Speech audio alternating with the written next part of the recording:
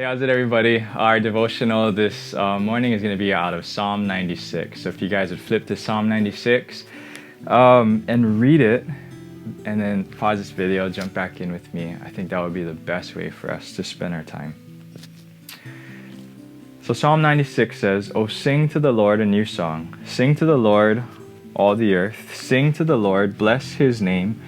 Tell of his salvation from day to day. Declare his glory among the nations, his marvelous works among all the peoples." Verse 4, "For great is the Lord, and greatly to be praised." And I love, there's so many things I think, outside of just the overflowing joy that the psalmist has here to sing and praise, that we can see here. And one of the coolest things for me to see, kind of what Psalms 96 shows us, is that partly our belief in maybe how much we believe God is great, or how great we believe God is partly evident in the way that we share him, the way that we talk about him, the passion that we have to make him known to, literally, verse 3, all the nations, all the peoples. See, I thought of a story. So the other day, kind of a gross story, but there was a toad in my backyard. My wife hates toads, and so I grabbed a pickaxe and I walked over to the toad and I swung the pickaxe, and then first hit right through the toad, right into the ground, nailed it, and it went like that. It just died, and I took the frog and threw it in the garbage bag and threw it away. And pretty cool, whatever. I went in, told my wife, because she hates toads, so for her that was like kind of cool.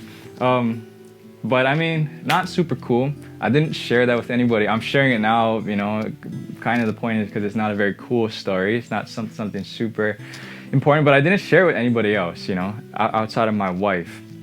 Now, imagine if I had done the same thing and I swung my pickaxe through the frog, and the point of the pickaxe went into the ground and hit something below it.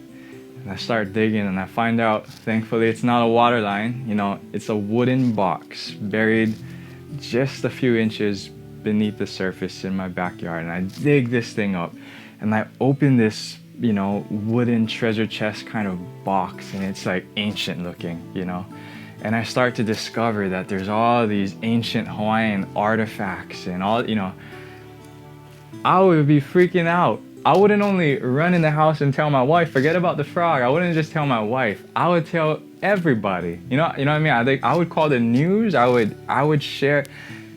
Why? Because of my belief in it really being worthy news, great news to be shared. What Psalms 96 says for us is that we're to declare his glory among the nations and his marvelous works among all the peoples. All. Why? What's the motivation? Verse 4 has it all. It's because great is the Lord, and he's greatly to be praised. The big takeaway, and I think devotional point this morning, is one of the ways that you can tell how big your view of God is by the desperation, desire, the zeal that you have to make him known in all places. Here's the catch. It doesn't mean that, everybody is called to go overseas and live there and share with, unreached people groups. But all of us, all Christians, should be burdened with that same type of overflowing joy and missional zeal to want to make God known to all peoples in all places. Why? Because of his faithfulness in your life, in my life. Why? Because of the times that he's there for us, and you see his miraculous providence, and the time he's healed that person you've prayed for, and the time that he's shown up at the most lonely points in our life because of the cross. Like, why should we be burdened in that kind of way? Verse 4, "For great is the Lord, and greatly to be praised."